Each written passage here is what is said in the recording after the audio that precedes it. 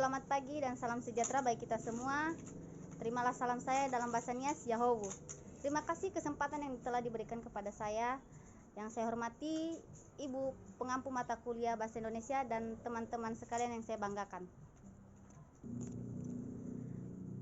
Pada kesempatan ini saya ingin menyampaikan sedikit pidato singkat mengenai peranan mahasiswa dalam kontribusinya terhadap bangsa.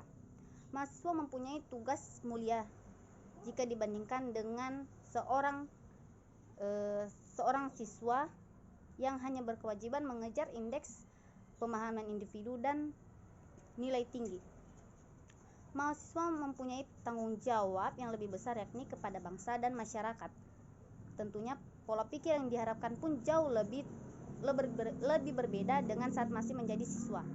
Maka sejatinya yang menentukan keberhasilan mahasiswa bukanlah kemampuan saat ia masuk ke sebuah perguruan tinggi, melainkan apa yang mahasiswa itu lakukan setelah ia lulus dari perguruan tinggi.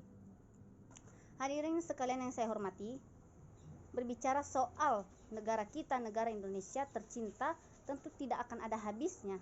Ini bukan soal kenaifan atau kesokpedulian, tapi ini tentang kesadaran yang hanya akan subur jika pemiliknya menyuburkannya. Lalu bagaimana dengan peranan seorang mahasiswa?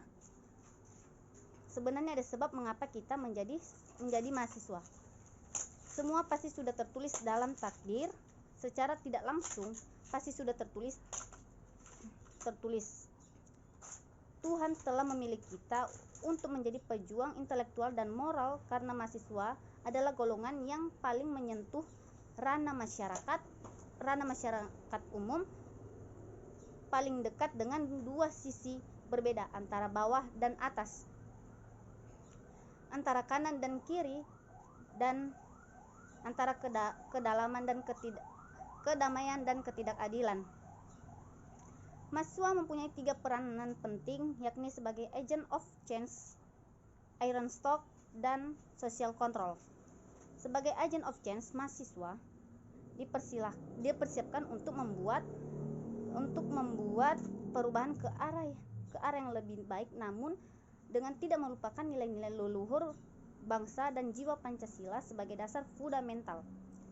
Sebagai iron stock, mahasiswa sebagai pemuda bangsa nantinya akan menjadi pengganti pemerintah dan dalam menjalankan roda kepemimpinan di Indonesia. Jadi sebaiknya kecerdasan dan semangat tinggi yang dimiliki para pemuda saat ini diimbangi dengan penguatan karakter bangsa dalam diri dan kebijakan dalam bertindak. Terakhir, sebagai social control, mahasiswa sebagai kaum intelek turut mengawasi kebijakan publik dan turut membantu masyarakat, turut mengawasi masyarakat. Terakhir, sebagai social control, mahasiswa sebagai kaum intelek turut mengawasi kebijakan publik dan turut membantu masyarakat menyuarakan kesejahteraan demi terciptanya kehidupan berbangsa dan bernegara yang sehat dan tertib serta adil bagi seluruh rakyat Indonesia. Dunia kampus adalah miniatur kehidupan bernegara, berbeda dengan dunia sekolah yang hanya berisi kegiatan belajar mengajar. Di tingkat perguruan tinggi banyak sekali terselenggara berbagai kegiatan, mulai dari kegiatan internal kampus hingga kegiatan eksternal kampus. Maka dari itu, sebaiknya jika kawan-kawan tertarik mengikuti, pilihlah dengan bijak kegiatan yang kawan-kawan anggap sesuai dengan maka dari itu, sebaiknya jika kawan-kawan tertarik mengikuti, pilihlah dengan bijak kegiatan yang kawan-kawan anggap sesuai dan tidak mengganggu kegiatan perkuliahan. Karena perlu diingat, kawan-kawan, tugas utama mahasiswa adalah kuliah yang merupakan amanah dari orang tua kita. Hadirin sekalian yang saya hormati, menyambung peranan mahasiswa sebagai pejuang intelektual dan moral, sangat jelas apa tugas kita dan apa misi kita seharusnya, di mana tugas itulah yang menjadi kontribusi kita terhadap bangsa. Tugas yang pertama adalah sebagai pejuang pejuang intelektual. Mahasiswa belajar untuk mengejar ketertinggalan, menambah pengalaman, mencari 1000 alasan untuk berpikir lebih ke depan, mencari jawaban dari setiap permasalahan dan kemudian memberi solusi untuk permasalahan dan kemudian memberi solusi untuk penyelesaian sebagai pembuka jalan. Tidak perlu memikirkan betapa sulitnya itu, karena ada kemauan pasti ada jalan. Kemudian tugas yang kedua adalah sebagai pejuang moral saat belajar dan tahu tentang sebuah kebenaran. Sebagai pemuda yang cenderung mempunyai sikap lebih kritis dan ideologis, sudah seharusnya ada pergerakan moral di dalam pergerakan pembelajaran kita. Moral bukan hanya kita harus berkata jujur, berperilaku baik dan hal-hal lain, tapi bagaimana kita menyikapi sesuatu yang benar-benar kita harus peduli atau memiliki arti lebih penting dibandingkan hal lain yang tentunya kita harus berkorban dengan mengambil resiko. Dan yang terpenting, kita yakin bahwa tidak ada perbuatan baik yang sia-sia. Sebagai kalangan yang paling dekat dengan masyarakat, sudah pasti kita memiliki peranan pembawa pesan moral bagi masyarakat, begitu juga kepada pemerintah. Sebagai pejuang moral, tentu tanggung jawabnya langsung pada pengaplikasian sehari-hari.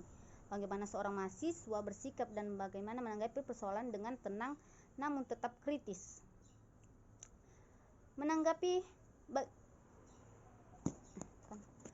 Bagaimana seorang mahasiswa tidak diam ketika melihat penyimpangan dan ketimpangan keadilan, di mana ada rasa memiliki sebuah bangsa, mencintai dan menghargai.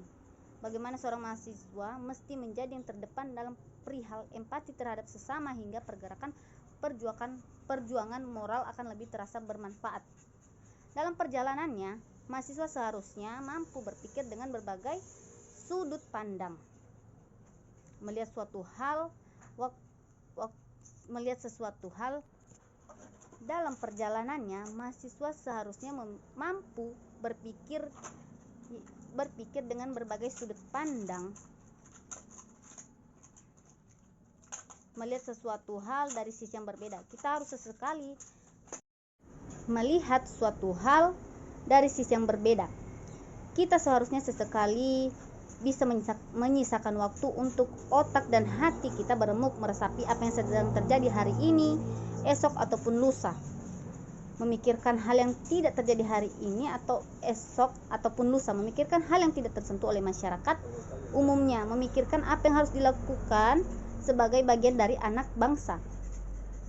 Kita bisa memulai dari diri kita sendiri dengan